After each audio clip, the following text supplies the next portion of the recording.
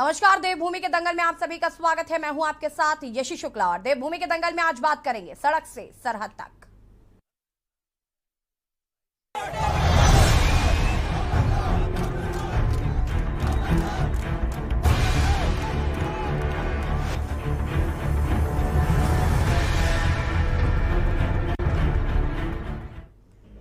प्रधानमंत्री नरेंद्र मोदी ने फिर देश के युवाओं के अंदर जोश भरने का काम कर दिया है। प्रधानमंत्री ने देश में बढ़ते लगातार बेरोजगारी से कुछ राहत के लिए हाल ही में केंद्र सरकार से अपनी घोषणा के तहत युवाओं को केंद्र से 1.5 साल में लगभग 10 लाख से ज्यादा नौकरी देने का वादा किया है।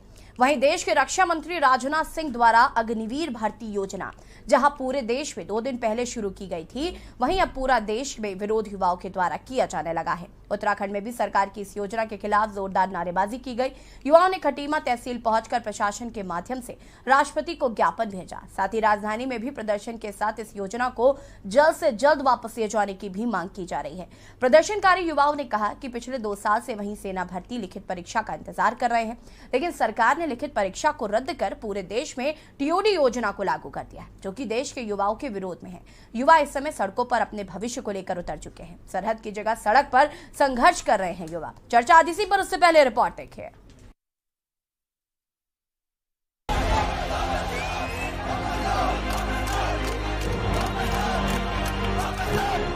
सरकार की अग्निपथ योजना के आगमन व पूर्व सेना भर्ती के रद्द होने की खबर से ही नौजवानों में आक्रोश का माहौल बना हुआ है। आक्रोशित युवाओं ने पहले देहरादून स्थित घंटाघर, फिर परेड ग्राउंड में जाम लगाकर सरकार के खिलाफ जमकर प्रदर्शन किया। नारेबाजी कर रहे युवाओं ने सरकार पर तंज कसते हुए उन्हें 4 साल झूठा दिलासा देने और मेहनत बर्बाद करने का गंभीर आरोप लगाया व साथ ही साथ अग्निपथ योजना की जमकर आलोचना की।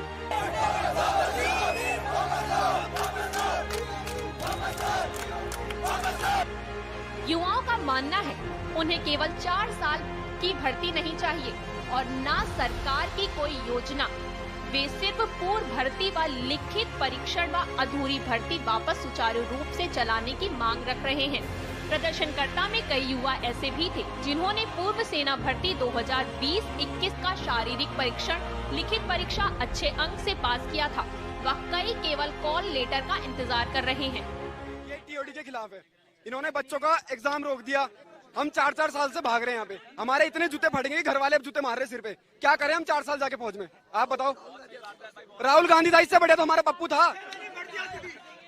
साल भर में 2 भर्तियां निकालता था वो। ये मोदी ऐसी है, क्या करें हम मोदी का? सबसे ज्यादा युवा करता था सपोर्ट मोदी को। अब करेंगे हम सपोर्ट? दिया जा रहा है दबा के। भाई टीओडी लगाओ ना, पुलिस वालों की लगाओ टीओडी, जो बैठ रखे हैं हर जगह। विधायक की लगाओ, नेताओं की लगाओ। टीओडी बंद होगा। टीओडी कुछ नहीं चाहिए, नॉर्मल भर्ती होगी। और पहली मांग तो ये, दूसरी मांग है भाई एज एक्सटेंड होगी, 1.5-2 साल एज एक्सटेंड होगी। और तीसरी मांग ये है, जिनका भी रिलेशन वालों का पेपर रुका है वो पेपर दोबारा होगा, उनका पेपर होगा और उनको भर्ती किया जाएगा वादे मुताबिक। वरना भैया आग लगा देंगे, फोड़ देंगे, फांसी लगा लेंगे। सबसे बड़ी बात यह है कि पेपर क्यों रोका गया। दूसरी बात, भर्ती टूर ऑफ ड्यूटी के बाद हम 4 साल के बाद कहाँ जाएंगे? 17 साल का भर्ती अगर लड़का होता है 21 साल में वापस आता है, 4 साल में वो क्या करेगा? ठीक है, उसको कुछ भी नहीं है ऐसे पता। और कह रहे हैं कि हम वो देंगे, क्या देंगे उसके बाद क्या करेंगे? अगर लगाना है तो सब पे लगाइए। पुलिस की कर रखी है जीडी की 25 साल, क्यों पुलिस वाला क्या कर रहा है बैठ के? कुछ भी नहीं करता हो। ठीक है, नेता 5 साल बैठा है, एनसीसी वाला 3 साल एनसीसी करके आ रहा है, 34 साल फौज में आएगा। और दूसरा नेता 5 साल बैठा है, उसके बाद उसको पूरी सुरक्षा है। अगर एक गाड़ी नेता की निकलती है तो सारा लोग हो जाता है। हमारे लिए क्या कह रहे हैं? टूर ऑफ ड्यूटी करो, 4 साल बाद तुम आ जाओ। हमें 2 साल फ्री करने देश के लिए फ्री कर लेंगे। अगर हमें पेंशन भी चाहिए, फिर 15 साल की नौकरी चाहिए। हम 15 साल तक नौकरी करना चाहते हैं, देश की सेवा करना चाहते हैं। अगर सरकार ये बोल रही है हमारे पास बजट नहीं है, तो हम पूरे लड़के देश के, यहाँ के नहीं बोल रहा, पूरे देश के लिए बोल रहा, 2 साल हम फ्री सेवा करेंगे देश की। कोई पैसा नहीं, सिर्फ देश हमें, सरकार हमें खाना दे, रहने की जगह दे। हम 2 साल तक फ्री। इसी बीच विपक्ष ने भी इसको मुद्दा बना लिया है। कांग्रेस ने सरकार पर गंभीर आरोप लगाया कि युवाओं से छल किया जा रहा है और देश के युवाओं के भविष्य की चिंता पर सवाल उठाए। जो युवा 2 साल से सैन्य भर्ती की आस लगाए बैठे थे, उसे पहले सरकार ने केवल बातों से टाला जा रहा है। ये सरकार युवाओं के साथ छल कर रही है। जो आर्मी देश की सुरक्षा करती है, उस आर्मी में ये परिवर्तन हमारे देश के लिए एक बड़ा खतरा हो सकता है। आप सोचिए, जिन युवाओं ने पिछले 2 साल पहले फिजिकल निकाला, मेडिकल निकाला, अब सरकार का 2 साल से इंतजार कर रहे थे कि सरकार अब परीक्षा कराएगी, लिखित परीक्षा, और हमारा कहीं सुनहरा भविष्य आर्मी में, देश सेवा में, राष्ट्र सेवा में हम लोग जाएंगे, तो उसको निरस्त कर दिया, जो कि बहुत गलत है, क्योंकि 2 साल तक वो युवा उसका इंतजार कर रहे थे, तैयारी कर रहे थे। इस 2 साल का खामियाजा कौन पूरा करेगा? और उसके बाद जो अग्निपथ योजना, 4 साल की नौकरी, देश की सुरक्षा का मामला है, जो उस रोजगार में जाकर जिसको अपनी सुरक्षा का भरोसा नहीं है कि मुझे 6 महीने की ट्रेनिंग के बाद 3.5 साल बाद रखा जाएगा या नहीं रखा जाएगा, तो वो कैसे देश की सुरक्षा कर पाएगा? उसको कैसे मानसिक रूप से मजबूत हो पाएगा कि मुझे 4 साल में देश की सुरक्षा के लिए अपने प्राणों की आहुति देनी है, मुझे अपने देश को बचाने के लिए कुछ भी करना है? वो जज्बा कैसा पैदा करेंगे? 2 साल इंतजार कराने के बाद सेना परीक्षा को रद्द कराने की वजह से युवा प्रदर्शन कर रहे हैं। वहीं देश में अग्निपथ योजना से भी युवा नाखुश हैं। प्रदेश के मुख्यमंत्री का कहना है कि इस योजना से युवा को सेना में जाने का पहले से ज्यादा और पहले से बेहतर अवसर मिलेंगे। जो भी युवा हैं, जो भी जाना चाहते हैं, उन सबको जो है सेना में जाने का अधिक अवसर मिलेगा। और माननीय प्रधानमंत्री जी ने और माननीय रक्षा मंत्री जी ने जो ये योजना लॉन्च की है, मैं सभी नौजवान युवाओं से कहना चाहता हूं, क्योंकि मैं स्वयं एक सैनिक का पुत्र हूं, मुझे पता है जो केवल सेना में किसी उस विशेष प्रायोजन के लिए नहीं जाते हैं, सबके अंदर एक देशभक्ति की भावना। और चूंकि वैश्विक जो इस समय व्यवस्थाएं चल रही हैं, वैश्विक जिस प्रकार का व्याप्त संकट है, उस संकट में से सबसे अच्छा जो रास्ता हो सकता है, उस रास्ते को निकालने का प्रयास हो रहा है। हमको चूंकि एक योजना आई है, उस योजना को देखना चाहिए, विचार करना चाहिए। और ऐसा भी है कि इसमें 20% लोग रह जाएंगे, उनको जो है वहीं पर आगे की भी सेवा मिलेगी। धामी ने लोग विचार करने को कहा और साथ ही साथ बताया कि उसमें कई सैनिकों को आगे की भी सेवा मिलेगी और इससे देश का युवा और ज्यादा फिट और स्वस्थ होगा। धामी की अपील का क्या असर पड़ेगा ये तो वक्त बताएगा, लेकिन युवाओं का गुस्सा चरम पर है। Special report, Uttarakhand bureau.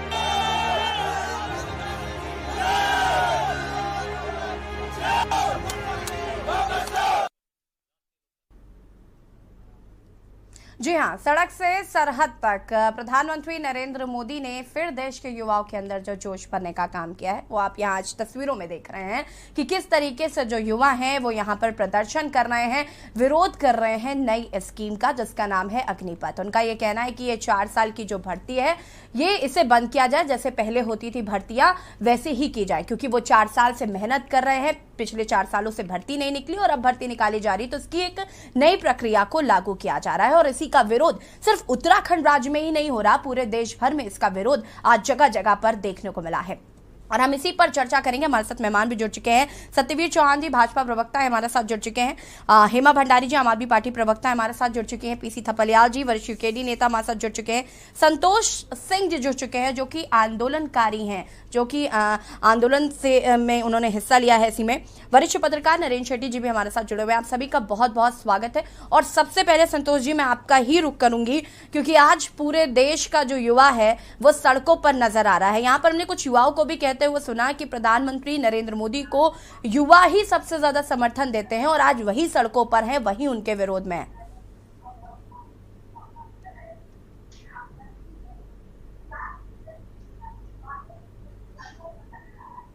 Santosh ji.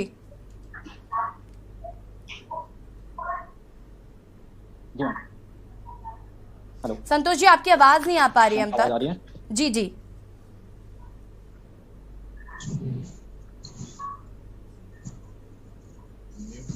Hello,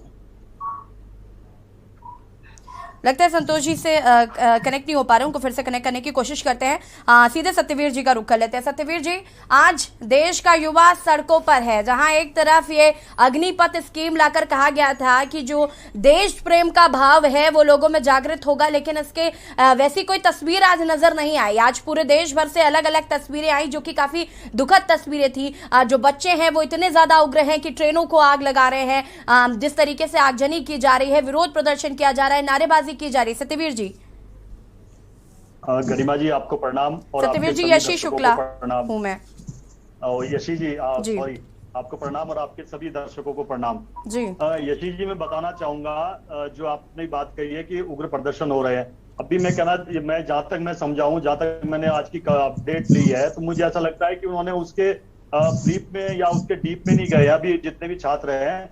और वो जब उसको समझेंगे कि भाई इसके क्या आने वाले समय में उनको फायदे होने वाले हैं और भारतीय सेना को भी और राष्ट्र को भी क्या फायदे होने वाले, उसके बाद ये सभी जो आंदोलन या ठीक है सत्यवीर जी, अब आप मुझे इसके फायदे, सबसे पहले फायदे ही बता दीजिए, उसके बाद मैं और लोगों के पास जाऊंगी। सबसे पहले आप फायदे बता दीजिए। मैं बताता हूँ, मैं एनसीसी में रहा हूँ। आज सर्व एज मैं जब एनसीसी में था, मैं एक कैडेट की तरह भी, एक सीपीएल की तरह भी और एक जूनियर अंडर ऑफिसर की तरह भी और एक सीनियर अंडर ऑफिसर की तरह भी मैं सर्व इन द डिफरेंट उसमें। और मैंने 4 एनसीसी के कैंप किए हैं, आर्मी अटैचमेंट से लेके और जितने नॉर्मल कैंप है वो सब अटेंड किया है। तो मुझे ये पता है कि उसकी महत्वता क्या है। आपके पास केवल एक रास्ता था और वो भी बहुत ही कम था, मगर अब आपके पास एक रास्ता ऐसा है। जितने भी एनसीसी कैडेट है पहले तो फिजिकली फिट होते हैं, अब वो क्या होगा कि उनको एक जान, जिस प्रकार से अभी दिखाया है कि 18 महीने में 10 लाख तक युवा लिए जाएंगे या जो भी है आगे बढ़ेगा जो आंकड़ा, तो अब एक ऐसा रास्ता खुला है कि वो सर्व कर सकता है। उसकी एक इच्छा होती है, प्रत्येक एनसीसी कैडेट की जैसी इच्छा होती है कि मैं सेना में जाऊं, और जो एनसीसी में नहीं होता उसकी भी इच्छा होती है। तो आने वाले समय में वो सेना में जाएगा और वो अपनी सेवाएं दे पाएगा। उसके बाद भी सरकार ने कहा है कि 25% को रखा जाएगा और उसके बाद अन्य नौकरियों में रखा जाएगा उनको। तो विकल्प सारे खुले हैं, ऐसा नहीं है कि विकल्प कोई बंद है। अब मतलब जो एक रास्ता, जितनी आसानी से आपने ये फायदे बता दिए हैं, उतने आसान रास्ता ये नजर नहीं आ रहा है। और अगर आपको लगता है कि ये बच्चे समझ नहीं पाए हैं, तो मैं रिक्वेस्ट करना चाहती हूँ के न्यूज के माध्यम से रक्षा मंत्री राजनाथ सिंह से कि वो आए और बच्चों को फायदे बताएं, ताकि आज जो देश का युवा सड़कों पर है वो ना नजर आए, क्योंकि इस तरीके की तस्वीर देखना काफी दुखद है देश में। यशी जी, मैं आपको कहना चाहूंगा, रक्षा मंत्री जी ने आके बताया है, जब उन्होंने इसको आपके सामने जब रखा इसको, और आने वाले समय में जैसे जैसे युवाओं को पता चलेगा कि उसके क्या बेनिफिट्स हैं, वो इस और जो अभी आपको देखने को मिल रहा है वो सब आपको देखने को नहीं मिलेगा। और हम बहुत चिंतित हैं कि इस विषय को लेकर युवाओं के प्रति जल्द से जल्द जागरूक किया जाए उनको।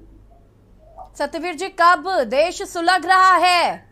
तस्वीरें देख रहे हैं आप सुबह से, आप कह रहे हैं आप अपडेट लेकर बैठे हैं, आपने तस्वीरें नहीं देखी? बिहार की, यूपी की, हरियाणा की, गुरुग्राम की, कहां की तस्वीरें नहीं देखी आपने? यशी जी, मैं अभी उत्तराखंड के अंदर हूं और आज मुख्यमंत्री ने आके प्रदेश के मुख्यमंत्री ने आकर बताया है कि क्या, और उत्तराखंड के दृष्टि से मैं बताना चाहूंगा, जिस प्रकार से उन्होंने कहा कि जो उसके बाद जो जितने भी होंगे या उत्तराखंड से संबंधित, उनको हम अलग अलग उसमें लेंगे। जैसे पुलिस ने बताया, उन्होंने आपदा प्रबंधन में बताया, उन्होंने 4 धाम यात्रा से लेकर अलग अलग विभागों में जैसे जैसे उनकी मेरिट होगी उस हिसाब से ले जाएंगे। अब आपके सामने सारे विकल्प खुले हैं, अब युवाओं को भी समझना चाहिए और धीरे धीरे उनको समझ में आएगा।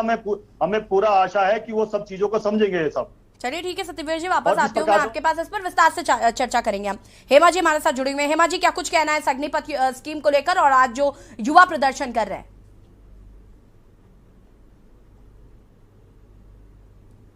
जो भूतपूर्व सैनिकों को बनाने का अभूतपूर्व योजना मोदी जी ने अग्निवीर योजना का जो नाम दिया है, अग्निपथ योजना, वो जो लाखों करोड़ों युवा जो देश हित के लिए जाने के लिए ललायित रहते थे, उनके मंसूबों पर पानी फेरने का काम किया गया है। और जिस तरह से मोदी जी जब सत्ता में आए थे तो ये कहकर आए थे कि प्रति वर्ष 2 करोड़ युवाओं को रोजगार देंगे, लेकिन विगत 8 वर्षों से केंद्र में बीजेपी की सरकार है और 2 करोड़ युवाओं को रोजगार तो छोड़ो, सरकारी उपक्रमों को बेचने का काम और प्राइवेटाइजेशन करने का काम इन्हीं के कार्यकाल में हुआ है। इनके पास सरकार चलाने का कोई भी अनुभव नहीं है, जिसका खामियाजा पूरा देश भुगत रहा है। अब सरकार जो है देश की सेना को जो संविदा पर रखकर देश की सुरक्षा के साथ खिलवाड़ कर रही है। और उत्तराखंड जो सैनिक बाहुल्य क्षेत्र है, यहाँ के युवा राष्ट्रवाद की भावनाओं से लेकर जो है सेना में जाने के लिए ललायित रहते हैं, परंतु 2 वर्षों में ना तो सेना में कोई भर्ती की गई है और युवाओं के साथ साथ केंद्र सरकार जो है युवाओं के साथ जिस तरह से अग्निपथ योजना लाकर अब जो खिलवाड़ किया है कि 4 साल संविदा पर रखकर देश भर के करोड़ों युवाओं का मजाक बना के रख रखा है, उनके भविष्य के साथ खिलवाड़ करके रख रखा है। उसके बाद युवा कहाँ जाएंगे? ये कोई रोजगार देने का काम किया है? ये सभी युवाओं के लिए, रुक जाइए सत्यवीर जी, इसके बाद मैं आपके पास आऊंगी।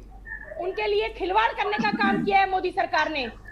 ठीक है हेमा जी, वापस आएंगे आपके पास। हमारे साथ पीसी थपलियाल जी भी जुड़े हुए हैं। थपलियाल साहब, क्या प्रतिक्रिया है आपकी इसको लेकर, अग्निपथ स्कीम को लेकर जिस तरीके से, और सत्यवीर जी इसको जस्टिफाई भी कर रहे हैं?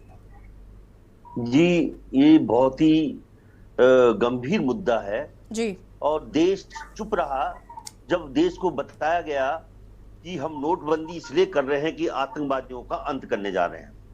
8 लाख करोड़ रुपया देश ने गंवाया। नोट वहीं से शुरू हुआ हमारा अर्थव्यवस्था का चौपट होना। देशबंदी हुई, हमने सोचा यस, इस देशबंदी से कोरोना रुक जाएगा, देश साथ में खड़ा रहा। अब किसानों के ऊपर अटैक हुआ, किसानों को खालिस्तानी क्या क्या बताया, 1 साल कितने लोग मरे। किसानों ने डटकर मुकाबला किया और लड़ाई जीती। और अब इनकी बारी आ गई है एक ऐसे चीज के अंदर जो एक सबसे मेजर षड्यंत्र है। उस षड्यंत्र के तहत ये लोग इस आर्मी को छेड़ रहे। देखो ये चीज जो सीआरपीएफ, बीएसएफ, आईटीबीपी के यहां भी तो कर सकते थे, ये कह के कि हम लोग यहाँ पे ये प्रयोग कर रहे हैं कि हम 4 साल के लिए सीआरपीएफ में जवान कर रहे हैं, हम 4 साल के लिए बीएसएफ में कर रहे हैं, 4 साल के लिए कोई हल्ला नहीं होता। आर्मी के साथ जो तुम खिलवाड़ कर रहे हो, एक बहुत बड़ा षड्यंत्र के तहत कर रहे हो, और उस षड्यंत्र का जब पर्दाफाश होगा तो न तुम रहोगे न हम रहेंगे। क्योंकि आज की तारीख में हमारे सीमाओं पे दुश्मन खिड़की में बैठा हुआ है। चीन ने चारों तरफ से हमें घेर लिया है। उस समय में तुम ऐसा प्रयोग कर रहे हो, ये आशा फौज में क्यों जाता आपने रोजगार के लिए? कोई रोजगार का कोई भी अगर उपनल में आज लड़के रो रहे हैं खून के आंसू, इसलिए रो रहे हैं कि वो स्थायी नौकरी नहीं है। स्थायी नौकरी न हो और तब तुम क्या देशभक्ति का जज्बा तब जिंदा रहेगा? किसानों के बेटा जाते हैं अपने इस सीमाओं की रक्षा करने के लिए, और उनको जो थाली है उसमें तुम क्या जमवाड़ा बताओ। इनका यहां तक का षड्यंत्र है कि ये जो Garhwal rifle, Kumaon regiment, Punjab Sikh regiment और मेहर रेजिमेंट, ये तमाम रेजिमेंट, जाट रेजिमेंट, इनको भी इनका अस्तित्व खत्म करने का इनका सजा भी लोगों को असली चीज नहीं मालूम। तपलिया जी, इस पर हम आगे विस्तार से चर्चा करेंगे। और लोगों की भी इस पे प्रतिक्रिया ले लेते हैं। राजेश रस्तोगी जी हमारे साथ जुड़ चुके हैं, कांग्रेस प्रवक्ता। राजेश जी, आपका भी बहुत बहुत स्वागत है। और क्या कुछ प्रतिक्रिया है आपकी इस अग्निपथ स्कीम को लेकर, जिस तरीके से देश के युवा जो है आज सड़कों पर नजर आ रहे हैं, इसका विरोध किया जा रहा है? तो वही सत्यवीर जी कह रहे हैं कि अभी बच्चे जो है वो समझ नहीं पाए, और वो जो समझेंगे तब इसका स्वागत करेंगे।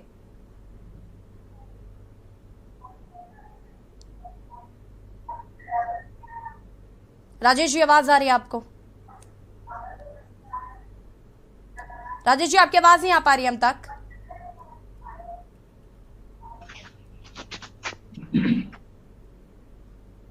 राजेश जी, अनम्यूट कर लीजिए आप। ये आवाज में? जी जी, अपनी बात को पूरा करिए। हेलो। जी जी, राजेश जी, आपकी आवाज आ रही है, आप अपनी बात को पूरा करें। चलिए, लगता है राजेश जी से संपर्क नहीं हो पा रहा है। संतोष जी हमारे साथ बने हुए हैं। संतोष जी, आपसे जानना चाहूंगी मैं, क्या कुछ कहना है इसको लेकर, अग्निपथ योजना को लेकर, और जिस तरीके से अब जो बच्चे हैं वो यहाँ पर प्रदर्शन कर रहे हैं? संतोष जी, आवाज आ रही है आपको? हेलो। जी जी मैम। जी मैम। जी जी मैम, पहले तो जिस प्रकार हमने आज सरकार के सामने अपनी मांगे रखी जी,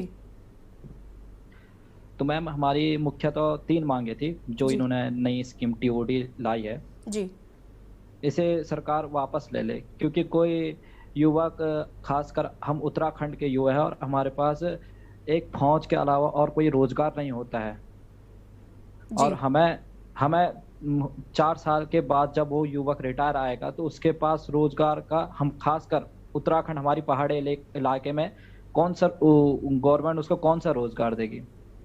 हम सुनते आए हैं मैम कि रिटायर्ड सैनिकों को पुलिस में भी एक्समैन का कोटा रहता है, बट मैम हम एक्चुअली सिचुएशन देख रहे हैं कि कैसे हैं, कौन सा कोटा मिल रहा है और कैसे मिल रहा है, ये हम देख चुके हैं जी। संतोष जी, दूसरी हमारी मांग थी कि जो आर्मी एग्जाम पेंडिंग है मैम, पेंडिंग चल रहा है, इस पे भारत सरकार ने कुछ नहीं बोला, क्योंकि पिछले इन्होंने टीओटी के स्कीम अब ये रद्द कर दी। हमारा पिछले पेंडिंग एग्जाम आर्मी का चल रहा है, कई लॉन्डो ने फिजिकल, मेडिकल और काफी मेहनत के बाद फिजिकल पास होता है आर्मी का, जैसे कि हमें पता है जी। तो इन्होंने ये रद्द कर दिया है। तो पिछले 2 साल से इन्होंने हमें रीजन बताया है ड्यू टू एडमिनिस्ट्रेटिव रीजन और कोविड-19 जी। बट लास्ट में कल ये प्रेस कॉन्फ्रेंस करते हैं और बोलते हैं जितने भी आज तक भर्ती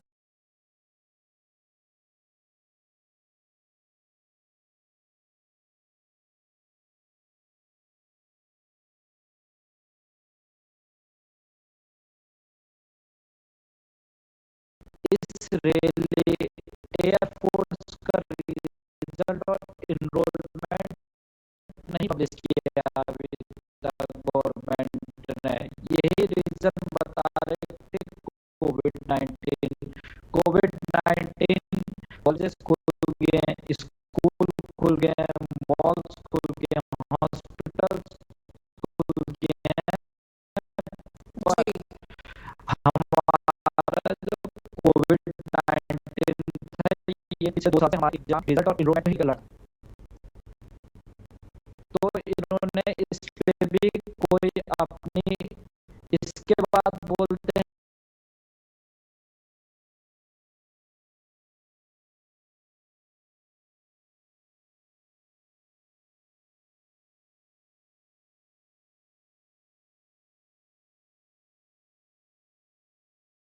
पेंडिंग एग्जाम चल रहा है, इसको लेकर क्या है सरकार की राय?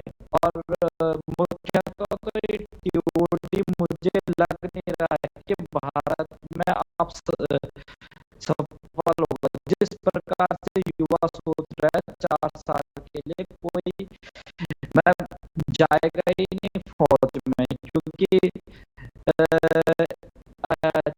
6 महीने की ट्रेनिंग और 1 साल का 1 साल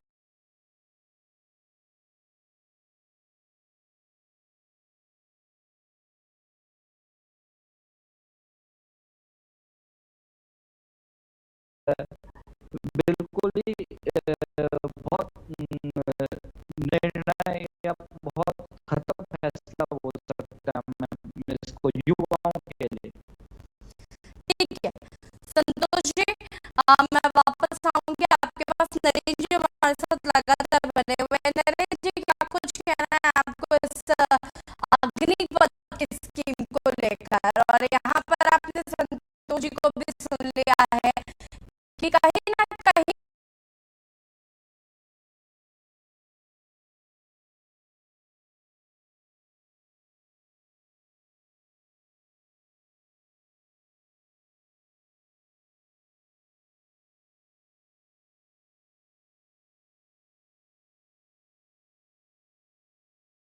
ऑफ ड्यूटी इसको कहते हैं जी। तो पहले तो हम इस स्कीम के बारे में बता दें, और पहले तो मैं सबसे पहले इस स्कीम को बताने से भी पहले ये थोड़ा आपको बताना चाहूंगा कि सेना में अपनी सेवा देना रोजगार द्वितीय। नरेंद्र जी, आपकी आवाज नहीं आ पा रही हम तक। देश के प्रति जज्बा जी। अगर कोई ये सोच के सेना में जाता है कि मुझे तनख्वाह अच्छी मिलेगी, तो मुझे लगता है कि सत्याल साहब भी मेरी बात से एग्री करेंगे कि पहले देश सेवा होनी चाहिए, तनख्वाह तो बाद में होनी चाहिए। सैनिक के की रक्षा बहुत बड़ा दुर्भाग्य। कैसी बात बोल रहे हैं आप? बहुत बड़ा दुर्भाग्य। क्या कैसी बात बोल रहे हैं? उसको मत पहले सोचना, मतलब पैसे के लिए लड़ने जाएंगे वहां पे? अरे पहले होती है या पहले आपकी नौकरी होती है? मुख्यमंत्री को क्यों तनख्वाह ले रहा है? क्यों भाजपा के मंत्री तनख्वाह ले रहे हैं? तो ये आप अपनी बात शांत रखिए, मुझे बोलने दीजिए, पहले मुझे बोलने दीजिए। फ्री में काम करेगा, कैसी बात है? राजेश जी नरेंद्र शेट्टी जी भारतीय जनता पार्टी के प्रवक्ता नहीं है। राजेश जी रुक जाइए। राजेश जी उनकी बात को पूरा हो जाने दीजिए। नरेंद्र शेट्टी जी भारतीय जनता पार्टी के प्रवक्ता नहीं है, मैं आपको बता दूं। नरेंद्र जी यशी जी, कांग्रेस के साथ तो खैर छोड़िए, कांग्रेस की तो हालत ऐसी है, संकीर्ण मानसिकता से ग्रस्त हैं ये लोग, क्योंकि इनकी दिक्कत ये है, अगर सरकार ने कोई पहल की है युवाओं के लिए, किसी ने तो सुन नहीं सकते आप। और अगर सरकार ने पहल की है युवाओं को, चलिए देश के प्रति उनका जज्बा जागे, जो निठल्ले बैठे हैं, बेरोजगार हैं, कम से कम काम में लगेंगे, उनको पैसा भी मिलेगा और वो सरहद पे जाएंगे और देश की सेवा भी करेंगे। देश सेवा जब 4 साल करने के बाद वापस आएंगे तो वो ऐसे भी नहीं होंगे, निठल्ले भी नहीं होंगे कि उनको ये नहीं पता होगा कि हमारा अपने देश के प्रति क्या जज्बा है और मैं देश के प्रति हमारी क्या सोच है। अगर सरकार ने पहल की है, बजाय इस पहल को स्वागत करने के अगर हर बात पे विरोध करना है, तो आप कांग्रेस पार्टी का जो हर्ष हो रहा है ना, मुझे लगता है शायद इस विरोध की राजनीति की वजह से उसकी चिंता मत करो, कांग्रेस देश की चिंता करो। बढ़िया बात बोली, आप सुन लीजिए, मैंने चुप होने सुन लीजिए मेरी बात। अगर राजेश जी आपके अंदर डरना नहीं है ना सुनने का, तो शांत हो जाइए थोड़ी देर। आप देश के लिए बोलिए, भेजना है तो सीआरपीएफ में भेजिए, आईटीबीपी में भेजिए, बीएसएफ में भेजिए, वहां पे भी तो भेज सकते थे आप। मैं पीसी सबल्याल जी की इस बात का समर्थन करता हूं कि उन्होंने एक बिल्कुल निष्पक्ष तरीके से कहा, उन्होंने इस योजना का विरोध नहीं किया है। उन्होंने कहा है कि सेना पर प्रयोग करने से बेहतर है पहले हम जो अर्धसैनिक बल हैं उनमें भी प्रयोग करके रोजगार दिए जा सकते थे, उनमें भी युवाओं को, बेरोजगारों को एकोमोडेट किया जा सकता था। शांत होकर सुनिए राजेश जी, आप हर बात पे चिल्लाने से काम नहीं चलता। ये कोई कवाली या मुशायरा नहीं होगा कि हर बात पे मेरी दाद देने लगे आप पीछे। और दूसरी चीज, हम अगर हर योजना को लेकर सड़कों पे उतरेंगे तो हम इस देश को सही दिशा नहीं दे रहे। हम इस देश को सही दिशा तभी दे पाएंगे जब हम बताएंगे। अभी तक तो खाली बैठे थे युवा, अगर उनके लिए कुछ सोच लिया है सरकार ने, अब अपना प्रतिवेदन दें, जो रिटायर्ड सैनिक है वो जाके बताएं, अपनी बात बताएं कि इसको ऐसे नहीं ऐसे कर लिया जाए, उनकी बात का मान रखा जाए, उसमें संशोधन कर लिया जाए, सब चीजों को माना जा सकता है। सरकार ने कोई चीज अगर उसको लोकार्पित करने की सोची है तो पहले एक झंडे लेके खड़े हो गए युवाओं को। भैया आप विरोध की राजनीति, भारतीय युवा सर कांग्रेस के साथ नहीं है, भारतीय युवाओं को किसी की जरूरत नहीं है सर। क्यों भारतीय युवा विरोध कर रहे हैं सर टीओडी का, मुझे बताइए सर। आखिर अगर ये इतनी अच्छी पॉलिसी रहती भारत सरकार की तो भारतीय युवा क्यों ट्रेनों में आग लगा लेता, सड़कों पे चले जाता, मुझे बताइए। युवाओं तो संतोष जी देखिए, युवाओं जी देखिए, संतोष जी देखिए, विरोध तो वीपी सिंह के आरक्षण का भी हुआ था, बाद में माना ना सबने। तो किसी भी चीज को लागू करने के लिए हमें कम से कम कुछ विरोध तो सहन करना पड़ता है। आज अगर भारतीय जनता पार्टी ने इसे लागू किया है, मैं भारतीय जनता पार्टी की वैसे हो सकता है कि मैं 50% नीतियों से सहमत ना हूं, लेकिन मैं इस बात से सहमत हूं कि अगर उन्होंने बेरोजगारों के लिए कुछ सोचा है तो पीसी सबल्याल साहब की बात में बिल्कुल जान है कि सीआरपीएफ में, आईटीबीएफ में, आईटीबीपी में और अन्य अर्धसैनिक बलों में भी सोचा जाना चाहिए, ताकि हम लोग उसको देखें। लेकिन जो देश की सरहद पे रहते हैं उनके बारे में कुछ विचार किया जा सकता है। जी ठीक है नरेंद्र जी, वापस आएंगे आपके पास। और आज हम बात कर रहे हैं सड़क से सरहद तक, जहां पर आज अग्निपथ स्कीम को लेकर आपको बता दें कि पूरे देश भर के युवाओं में काफी ज्यादा आक्रोश देखने को मिल रहा है। अलग अलग आज तस्वीरें आई हैं और इसी पर हम चर्चा कर रहे हैं। लेकिन छोटे से ब्रेक के लिए जो हासिल होता है।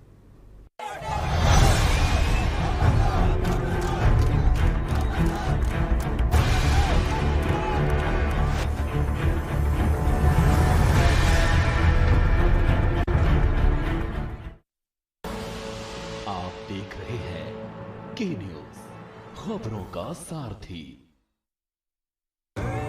देखें कौन नया खिलाड़ी आया है, समझा देते हैं, प्यार से समझाएंगे। ये तो अपनी जुबान है। जुबान एक हो तो दिल भी एक होने चाहिए। विमल बोलो जुबान केसरी।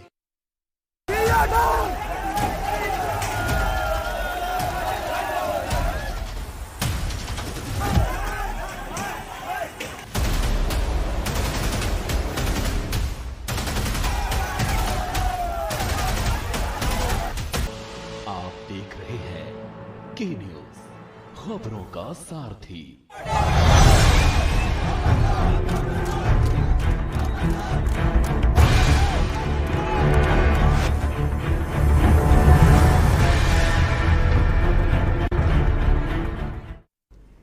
ब्रेक के बाद एक बार फिर से आप सभी का स्वागत है और आज हम बात कर रहे हैं सड़क से लेकर सरहद तक। आपको बता दें कि अग्निपथ योजना के खिलाफ जोरदार नारेबाजी की जा रही है। युवाओं ने खटीमा तहसील पहुंचकर प्रशासन के माध्यम से राष्ट्रपति को ज्ञापन भी भेजा। साथ ही राजधानी में भी प्रदर्शन के साथ इस योजना को जल्द से जल्द वापस लिए जाने की मांग की जा रही है। तो वहीं मुख्यमंत्री पुष्कर सिंह धामी ने इस स्कीम का स्वागत भी किया। इसी पर हम लगातार चर्चा कर रहे हैं और हमारे साथ कुछ मेहमान भी जुड़े हुए हैं। सीधे यहाँ पर हम रुक कर लेते हैं राजेश जी का। राजेश जी, क्या कुछ कहना है आपको? नरेश जी, इसके बाद मैं आपके पास आऊंगी। सरकार ने जी जो निर्णय लिया है जी टीओडी के तहत युवाओं को रोजगार देने का 4 वर्ष के लिए सेना में, मैं सरकार के निर्णय का स्वागत करता हूं, अभिनंदन करता हूं जी। बहुत अच्छा उन्होंने निर्णय लिया, लेकिन सरकार को विचार करना चाहिए।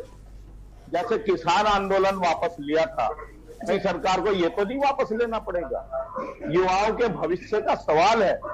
उत्तराखंड के युवाओं की पीठ में खंजर घोंपने का काम किया जा रहा है। हमारा देश इतना संवेदनशील है पाकिस्तान और चीन के साथ। आए दिन मेरे उत्तराखंड के लाल शहीद होकर के आ रहे हैं अपने प्रदेश के अंदर, शहादत दे रहे हैं वहां, और वहां आतंकवादी उनको मार रहे हैं। वातावरण बना हुआ है। ऐसे दौर में कोई भारत माँ का लाल, कोई भारत माता का सपूत कम से कम ये टेस्टिंग तो नहीं कर सकता कि देश की सीमाओं पे इस तरीके से युवाओं को मिलिट्री में भेजे। एक मिलिट्री तो ऐसी है, एक देश की सेना ही ऐसी है, पूरी भारत माता सुरक्षित है। और मैं समझता हूं कि ये बहुत बड़ा एक षड्यंत्र है युवाओं के साथ भी और भारत माता की सीमा के साथ भी। आप दुनिया भर की टेस्टिंग कर सकते हो, कांग्रेस को कोस सकते हो, कोसिए, लेकिन देश की सीमाओं से इस तरीके के खतरे मोल मत लो। आने वाला समय बहुत खराब है। पश्चिमी उत्तर प्रदेश में 8 युवाओं ने जान दे दी है अपनी। कितना आक्रोश है। अरे आप समझाते थे किसी को? जिन बच्चों ने अपनी तैयारी कर रखी थी, कहां जाएंगे, कैसे करेंगे? सब पर ब्रेक लगा दिया। आप इस भर्ती को भी चालू रखो। आप इस भर्ती को जो आप खोलने जा रहे हैं 4 साल की, इसको भी बनाओ। एकदम से कोई ऐसा नहीं होना चाहिए कि दूसरा आदमी अपने आप को ठगा सा महसूस करे। मेरिट लिस्ट लगने वाली थी, मेरिट लिस्ट, और आपने वो सब रोक करके ये काम शुरू कर दिया। आप 30 साल का जॉब नहीं देंगे, आप 4 साल का जॉब देंगे। सेना जैसी जो हमारी संस्था है देश की, उसके साथ इस तरीके का खिलवाड़ बिल्कुल भी ना देश पसंद करेगा, ना भारतीय जनता पार्टी की सरकार पसंद करेगी, ना आरएसएस के लोग पसंद करेंगे, और ना उत्तराखंड का नौजवान पसंद करेगा। इस पर केंद्र सरकार को पुनर्विचार करना चाहिए और इसको टीओटी वाले जो इन्होंने ये सिस्टम बनाया है, लागू करने जा रहे हैं, कर ही दिया, इसको वापस लेना चाहिए। मेरा यही अनुरोध है। ठीक है नरेंद्र जी, आपका धन्यवाद। नरेंद्र जी अनम्यूट करिए खुद को। अब जैसे यशी जी, जैसे आप कहा, राजेश जी ने अपनी बात को बिल्कुल सही ढंग से रखा। जो थपलियाल जी ने कहा वही बात को इंडोर्स किया है कि ये प्रक्रिया जारी रखे सरकार, लेकिन उसके साथ में उनके लिए भी सोचे जिनकी समय सीमा निकल चुकी है भर्ती की, और जो युवा पहले अप्लाई कर चुके थे और अब वो पात्र नहीं रहेंगे, तो उनके लिए भी एक बहुत बड़ा उनके सामने संकट है जीवन का। तो उनके बारे में भी सरकार बिल्कुल सोचे, पूरी गंभीरता से सोचे, ताकि इस प्रक्रिया में भी कोई विघ्न न पड़े और उस प्रक्रिया को भी अविरल जारी रखा जा सके। जी धन्यवाद नरेंद्र जी। लेकिन मैं आपसे यहाँ पर समझना चाहूंगी कि अभी आपने इससे पहले जब शुरुआत की तो आपने कहा कि देश प्रेम जो है वो दिल से आता है, पैसों से इसकी तुलना नहीं होती। लेकिन कहीं ना कहीं अगर हम बहुत वैसे क्षेत्रों की बात करें, ग्रामीण क्षेत्रों की अगर हम बात करें, तो वहाँ पर जो माँ बाप है वो अपने बच्चों को पढ़ाते हैं, लिखाते हैं इस गवर्नमेंट जॉब के लिए। कहीं ना कहीं उनको लगता है कि हमारा जितना भी अभी जो जिस तरीके से जो पिछला जितना भी जीवन बीता, अगर वो ठीक तरीके से नहीं बीता, लेकिन कम से कम हमारी जो मौत होगी वो तो ठीक तरीके से होगी। तो कहीं ना कहीं उनके दिमाग में इस तरीके की चीजें होती हैं और लोग उनको यहाँ पर सेना में भेजते हैं। उसके बाद अगर हम बात करें परिवार की, एक परिवार की अगर एक बच्चा सेना में होता है तो उसके पीछे 6 लोग होते हैं, 4 लोग होते हैं, मान लीजिए 4 लोग भी होते हैं, तो एक इस तरीके से आपने एक समय सीमा निर्धारित कर दी है 4 साल की। इससे कहीं ना कहीं बच्चों को प्रॉब्लम हो रही है कि इसके बाद वो क्या करेंगे, क्योंकि इंटर के बाद सीधे नौकरी मिलेगी और उसके बाद उनको ग्रेजुएशन पढ़ाई में मन लगता है नहीं लगता है, वो क्या करेंगे फिर आगे। तो ये कहीं ना कहीं एक सवाल अभी भी बना हुआ है। एक सुनियोजित ढंग से अगर चीजें होती तो शायद बच्चों को समझ में आती, लेकिन आज युवाओं को भी ये बात समझ में नहीं आ रही। यशी आपने अग्निपथ योजना, उसके बाद जो ये अग्निवीर बनेंगे जी, और उनके रिटायरमेंट के बाद उनको वरीयता दी जाएगी, 4 साल बाद सरकारी नौकरियों में दी जाएगी और उनको समायोजित किया जाएगा। सरकार ने 25% का जो कहा है। इसके बाद ये तो है नहीं कि वो जो इतनी ट्रेनिंग 4 साल लेने के बाद जो एक नवयुवक सैनिक अपनी युवा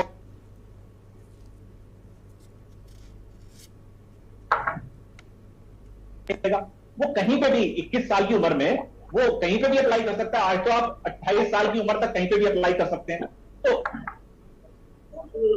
नरेंद्र जी देखिए, इसमें बहुत से क्लॉज है, क्योंकि कुछ बच्चों की अगर माने तो उनका ये भी कहना है कि अगर हम कहीं और भी भर्ती में जाते हैं या कहीं और अप्लाई करते हैं, वहां पर हमें नौकरी मिलती है नहीं मिलती है ये भी निर्धारित नहीं है। अगर नहीं मिलती है तब, और 25% में अगर वो बच्चे नहीं आते, बाकी का 75%। संतोष जी कुछ कह रहे हैं? संतोष जी सर, मैं रोकना चाहूंगा नरेंद्र सर को। सर मेरा क्वेश्चन है, ये सिर्फ जवानों पे लागू है टीओडी सर, तो जवान एक एटीएम गार्ड से और एक मॉल के गार्ड से ज्यादा कुछ नहीं बन सकता है सर। हम देख चुके हैं सर रियलिटी कि आज एक जब रिटायरमेंट सत्यवीर जी आते हैं उसके बाद माफी के पास वो एक एटीएम गार्ड और एक मॉल के बाहर गार्ड रहता है सर। हम पूछते हैं सर आप क्या, हम वो बोलते हैं सर हम रिटायरमेंट है, हम रिटायर आ चुके हैं और हम एक गार्ड के तौर के रूप में ज्यादा से ज्यादा सर जवानों को यही मिलता है और कुछ नहीं देती है गवर्नमेंट। और रही बात पिछले हम बोल रहे हैं कि सरकारी पुलिस बलों में या सीएपीएफ में इनको आरक्षित किया जाएगा, पर सर ये पिछले कई सालों से देखा जा रहा है कि एक्समैन सर्विस के लिए अलग ही कोटा, और वो कोटा हमने आज तक देखा नहीं है कि सर कोई एक्समैन सीएपीएफ या असम राइफल्स में है, हमने नहीं देखा है सर। तो 4 साल के बाद युवा सर इस एज में जब बंदा स्टार्टअप करता है अपना 17.5 और 21 साल के बीच में, तब आप उसको उसमें भारतीय सेना में डाल रहे हैं 10th के बाद और 12th के बाद। उसके बाद वो अपना ग्रेजुएशन करेगा या अपना जॉब करेगा सर। सत्यवीर जी मैं यशी जी स्टार्ट करना चाहूंगा जी। जब किसी चीज में परिवर्तन होता है और मेजर चेंजेस होते हैं तो ये दिक्कतें आती है। जब सीट सेट में चेंजेस हुए थे यूपीएससी में, तब भी इस तरह की प्रॉब्लम आई थी। दूसरा, मैं थपलियाल जी कह रहे थे कि किसान का बेटा ही जाता है सेना में, ऐसा नहीं है। उनको ये किसानों को आगे नहीं करना चाहिए। दूसरा, मैं किसान को लेकर एक बात भी कहना चाहूंगा। उसके बाद अगर आप उठा के देखोगे, पवन कुमार, चाहे संदीप उष्णी कृष्णन, चाहे विजेंद्र थापा, चाहे मनोज पांडे, ये सब अच्छे घरों से थे, ना कि किसान परिवार से थे। इस तरह के बहुत सारे ऐसे हैं हर जिसके अंदर देश प्रेम और राष्ट्र सेवा के लिए सेना में जाके एक सेवा करना का चाहता है, वो किसी भी परिवार से हो सकता है, ऐसा नहीं है। दूसरा, मैं किसान को लेके कह रहे थे कि जिस प्रकार से किसान बिल वापस हुआ उसी प्रकार से बिल वापस होगा। मैं स्पष्ट कर देना चाहता हूं, खासकर आप अगर जाओगे पंजाब जैसे राज्य में सबसे ज्यादा गेहूं उत्पन्न होता है। अगर आप यशी आपके चैनल पे कह रहा हूं, अगर आप डेटा उठा के देखोगे, किसको पंजाब के किसानों ने गेहूं बेचा है, ना कि सरकार को बेचा है, प्राइवेट जो आए थे उन लोगों को बेचा है। और अगर इस प्रकार से लोग कुछ भी आके बोल दे और बिना डेटा के, तो ऐसी बात होगी। दूसरा, मैं कहना चाहूंगा कि अभी ये स्कीम्स आई है, इसको स्टडी करिए। और जिस प्रकार से मैं अभी हमारे एक युवा इसमें जुड़े हैं, उनसे मैं ये कहना चाहूंगा, इसको स्टडी करिए। उसके बाद अगर आपको लगता है कि भाई इसमें कुछ सजेशन दिए है, ऑल प्लेटफॉर्म इज ओपन। अभी ये स्टार्ट ही हुआ है, आप जो भी सुझाव दे सकते हैं सरकार उसको लेगी। वो सरकार को लगता है रक्षा विशेषज्ञ है, 2 साल से सर यही कर रहे हैं, पिछले लास्ट 2 ईयर से सर यही कर रहे हैं ये टीओडी। अरे सत्यवीर जी, आप सिर्फ इतना बता दीजिए कि ये जो बच्चे अभी ये जो तैयारी कर रहे थे या जो ओवर एज वाले हो गए, वो क्या करें, बस आप इतना बता दीजिए मुझे फिलहाल। उनको क्या मालूम, ये सरकार उससे कुछ ना कुछ संज्ञान ले रही होगी। जिस प्रकार से मैं स्टेट ले रही होगी, आप यहाँ पर प्रैक्टिकल बातें कर रहे हैं क्या सत्यवीर जी? ले रही होगी, यहाँ पर आज देश सुलग रहा है, युवा सड़कों पर, और आप कह रहे ले रही होगी। सुन तो लीजिए, पिछले 2 साल से ले रही होगी। मेरी बात सुन लीजिए। दूसरा मैं कहना चाहूंगा, अभी एक भाई साहब कह रहे थे कि भाई एटीएम के बाहर ही खड़े होते हैं। मैं आपको एग्जांपल देना चाहता हूँ। ये भाई साहब वही युवा हैं जो नौकरी की तलाश में हैं सत्यवीर जी, विपक्ष ने नहीं बैठाया इनको यहाँ पर। अरे मैं जवाब दे रहा हूँ ना, आप सुन लीजिए पहले। ये कह रहे कि एटीएम और सत्यवीर जी आप मुझे नहीं बताएंगे।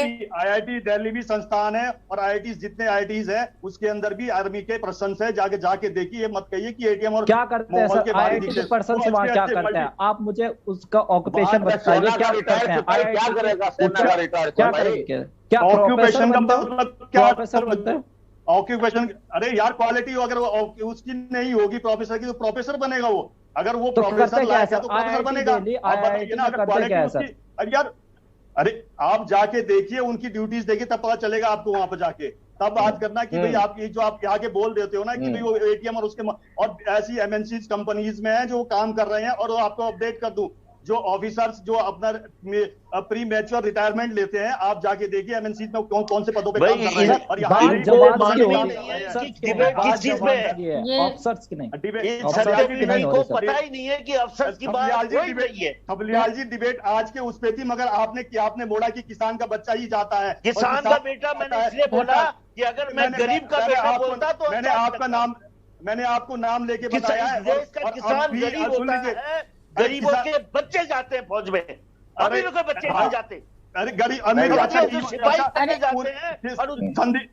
संदीप उनिकृष्णन कौन थे? उनकी शहादत को आप बदनाम मत करिए। कौन थे संदीप उनिकृष्णन?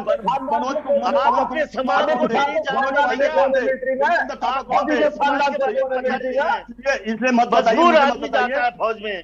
अरे ये बताइए ना अरे उनकी शहादत को इतना वो मत हल्के मत लीजिए। तुम्हें प्रयोगशाला आर्मी बनानी थी, पता ना हो ना, अगर आपको पता ना हो ना उनिकृष्णन, अरे यार खबलियाल जी बनाई आपने अपनी प्रयोगशाला आर्मी क्यों बनाई? प्रयोगशाला जैसे ऐसा है, हमने आज तक प्रयोगशाला नहीं बनाई। और आपको प्रयोगशाला बनाई है, जब बीच में ना बोला करे, बच्चे सुनो, क्या करिए। आपको ये नहीं मालूम इनको बुलवाना है तो इनसे बुलवा लीजिए आप। चौहान साहब, आपको ये नहीं मालूम कि आर्मी में रहने के लिए क्या जज्बा चाहिए? क्या जज्बा चाहिए?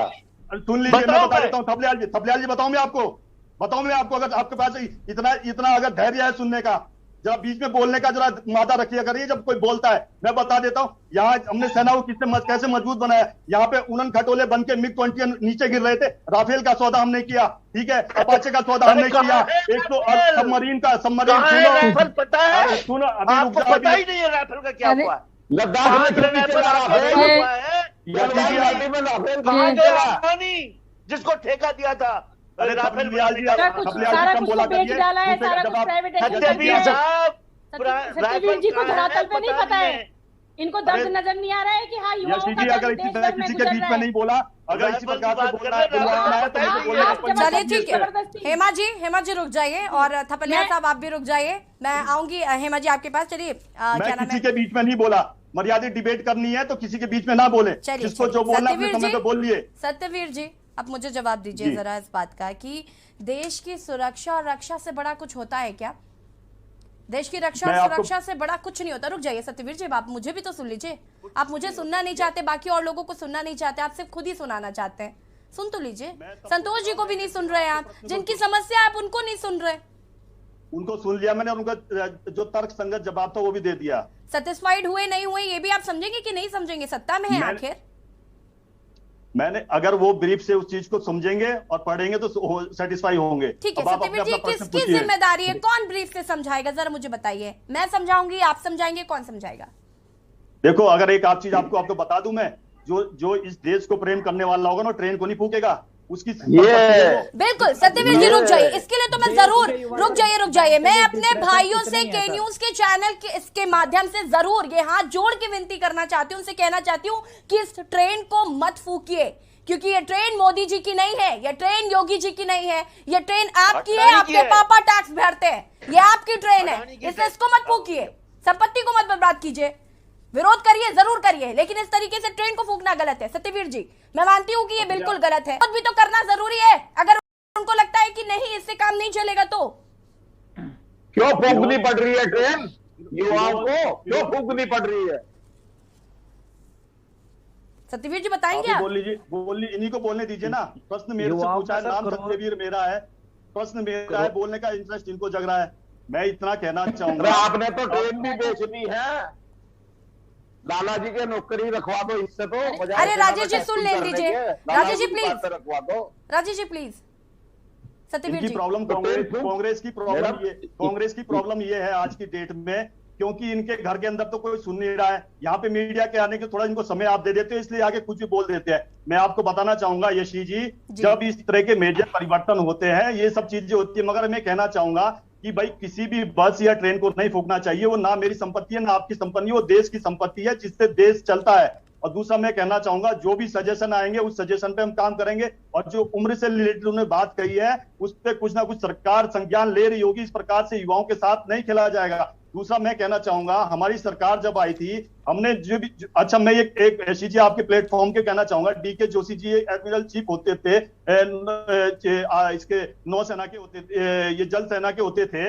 उन्होंने कई बार सरकार को बोला कि जो ये पनडुब्बियां है इसकी बैटरी जल रही है, इससे कई अफसर और जवानों ने अपनी जान खोया है।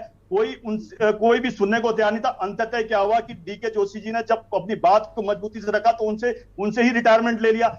आज की डेट में आपको ऐसी कोई भी स्थिति नहीं देख रही होगी। सेना ने जो कहा हमने वो किया, चाहे सीडीएस का पद हो, चाहे परचेजिंग पावर बढ़ानी हो हथियारों की, हमने वो सारे कर्मचारी रखो। अरे थपलियाल जी, आपकी बीमारी में समझ सकता हूँ, क्या बीमारी है आपकी? आपको निरंतर जनता नकार रही है और वो बीमारी आप यहाँ आके दिखाते हैं। झूठ बोलने की, भ्रम फैलाने की बीमारी है। यशी में आपको एक और चीज बताना चाहूंगा, ये स्टेप्स क्यों लेने गए? 1962 की जो स्थिति, 1948 की स्थिति, 1971 की स्थिति, 1999 की स्थिति, उन सबके ऊपर पूरा रिसर्च करके एक डेटा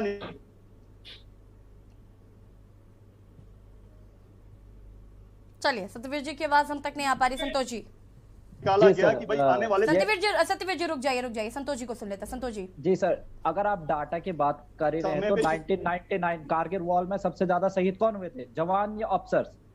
और जवान वो हुए थे जिनको उसी टाइम ट्रेनिंग करके वहां भेजा गया था। आपने देखा नहीं, उसी टाइम ट्रेनिंग करके विश्व में क्या हुआ था? उस सब चीज को देख के यहाँ का जवान होता है वो अनुशासित होता है। और हमारे मुख्यमंत्री जी ने आज बोला है कि उनके हम खुले हैं। आप दोबारा बोलिए, आपके सवाल को सुन नहीं पाया मैं। जी सर, मेरा सवाल था सर, 1990 में जब कारगिल वॉर हुई थी तो उस टाइम अधिकतर जवान सर वो ट्रेनिंग करके उनको वॉर में भेजा गया था सर। तो मैक्सिमम जवान हमारे शहीद हो गए थे, शहीद। तो सर इसमें अब आप वही दौर अपना रहे हैं कि 6 महीने की ट्रेनिंग के बाद जवान को ऊपर भेज दीजिए, सरहद पे भेज दीजिए, तो किस प्रकार वो सब लड़ेगा? तो क्यों 4 साल ही सैनिक नहीं लड़ेगा? उसका वो जज्बा नहीं होगा जो उन सैनिकों का है जो रेगुलर हैं। हमने 1984 में ब्लू स्टार ऑपरेशन देखा था, गोल्डन टेम्पल में जब गढ़वाल राइफल घुसी और ऊपर से गोलियों की बौछार चल रही थी। कौन होगा ये 4 साली सैनिक? घुसेंगे वहां, डिस्ट्रॉय कर देंगे, पीछे हट जाएंगे, मौत के आगे घुसे सैनिक। और वही कारगिल हुआ। कारगिल में दुश्मन चोटी में चढ़ गया और चोटी से फायरिंग कर रहा, और उस फायरिंग के बीच में मरते हुए हम वहां पहुंचे। वो जज्बा कहां से आएगा? सत्यवीर जी, वीर अब्दुल हमीद नहीं बन पाएगा कोई इस प्रतिक्रिया से, इस प्रक्रिया से। वीर अब्दुल हमीद कोई नहीं बन पाएगा। आप क्या बनाने की कोशिश कर रहे हैं? वही सवाल है, लगातार हम उसी पर बात कर रहे हैं। नरेंद्र जी, यहाँ पर आप संतोष जी को भी सुन रहे हैं। बात प्राइवेट, अगर हम प्राइवेट नौकरियों की बात करें कि अगर मुझे पता हो कि मैं यहाँ पर 4 साल के लिए आती हूँ, सत्यवीर जी आपके पास 4 साल के लिए मैं कॉन्ट्रैक्ट बेसिस पे हूँ, तो अगले तीसरे साल से मैं ये सोचने लग जाऊंगी कि इसके बाद मुझे कहीं और जाना है, या मैं ज्वाइन करूंगी, या मुझे क्या करना है। ठीक है, ये तो सरकारी नौकरी है। इस पर अगर हमें पता है कि 4 साल बाद हम यहाँ नहीं रहने वाले, हमें नहीं पता इसके बाद हम क्या करेंगे, हम ग्रेजुएशन करेंगे, हमको कहीं और नौकरी मिलेगी, ये प्रेशर आप समझ रहे हैं नरेंद्र जी? हम इसकी बात करें, और ये प्रेशर आज बच्चे समझ रहे हैं। मैं अपनी इस बात को पहले मैं कह चुका हूं यशी जी, और आपकी बात जो है बिल्कुल दमदार है, लॉजिकल है कि 4 साल की अल्प अवधि में वो उनका जो माइंडसेट है युवाओं का, जो सेना में जाएंगे तो उनका माइंडसेट ऐसा रहेगा कि हमने तो 4 साल के लिए जाना है और वापस लौट आना है, और हमें कुछ ना कुछ तो मिलना ही है। तो ना तो देशभक्ति की लहर पे ही हम चल पाएंगे बिल्कुल, और ना रोजगार वाली बात को ही हम खपा पाएंगे, क्योंकि वो 4 साल बाद हम उनको दोबारा बेरोजगार करेंगे। मैंने इसीलिए कहा कि युवाओं के, जैसे भी थपलियाल साहब ने कहा और सत्यवीर जी ने कहा, अगर इसमें कुछ संशोधन की आवश्यकता है तो इस जो भी योजना लागू की है, ये अग्निपथ योजना में अग्निवीर बनेंगे जो, तो उसमें युवाओं के जनमत संग्रह के आधार पर इस पर पुनर्विचार करके सरकार इसमें जो रद्दोबदल करना चाहे उसे करे इस योजना को। लेकिन इसके साथ साथ में जो सेना की रेगुलर भर्ती है उसको भी जारी रखे, उस पर विराम ना लगाए। ये एक एडिशनल हो सकता है, दोनों ऑप्शन रहे कि जो वहां जाना चाहे वहां भी जा सकता है, यहां जाना चाहे यहां भी जा सकता है। तो इस तरीके से मुझे लगता है कि ये जो योजना है ये कारगर साबित होगी। ठीक है सत्यवीर जी, मैं आपके पास आऊंगी और यही सवाल मेरा आपसे भी है। नरेंद्र जी से तो मैं इसको जस्टिफाई करवा रही थी कि किस तरीके से इस पे जरूर सोचना चाहिए, इस पर बात होनी चाहिए, संशोधन की जरूरत है। आप मुझे बताइए कि आपने इस तरीके से सोचा इसको कि 4 साल का ये जो मेंटल प्रेशर है इसको बच्चे कहाँ लेकर जाएंगे, क्या सोचेंगे, इस पर संशोधन की जरूरत है। वरुण गांधी का ट्वीट देखा है आपने, वरुण गांधी भी लगातार ट्वीट कर रहे हैं, सवाल उठा रहे हैं।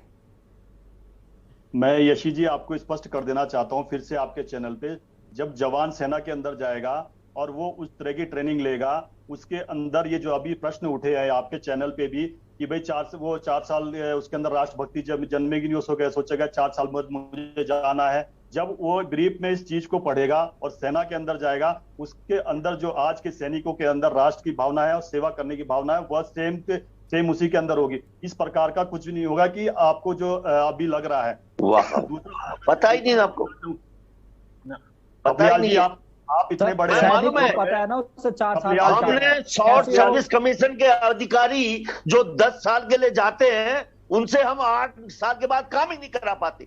वो लोग इतने निष्क्रिय हो जाते हैं कि जो जबकि वो 10-12 साल के लिए भर लीजिए बोल के जितना बोल सकते हो। पेट के नहीं, आपको कुछ पता ही नहीं अंदर आदमी का क्या है। आपको यही नहीं,